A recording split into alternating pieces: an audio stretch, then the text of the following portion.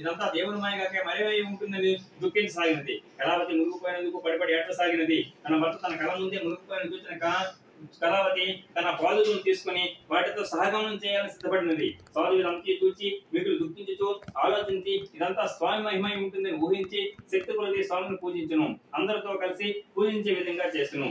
స్వామి అదృశ్య రూపంలో అంతటా స్వామి సాధువును కరుణించి అదృశ్య రూపంలో ఉండి అతనితో ఈ విధంగా అంటున్నాడట, పోయి నీ కుమార్తె భర్తను చూడాలని తొందరలో ప్రసాదాన్ని ఆరగించి మర్చిపోయినది. ఆమె మరలా ఇంటికి పోయి ప్రసాదాన్ని భుజించి వచ్చినతో అంతా శుభమే జరుగునని చెప్పను.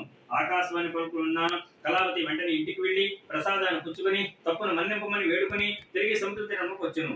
ఆశ్చర్యంగా భర్త నావతో సహా నీటిపై తీరును చూచి సంతోషపడినది. అందరూ ఆనందించినారు. అంతటా కళావతి ఈ విధంగా అంటున్నదట, తండ్రి ఆలస్యం ఎందుకు ఇంటికి పోదు రమ్మను ఆయనను. అంతటా సాధువు అందరితో కలిసి అక్కడే సత్యనారాయణ స్వామి రథం గుంచుకొని ఇంటికి వచ్చినాడు. అటు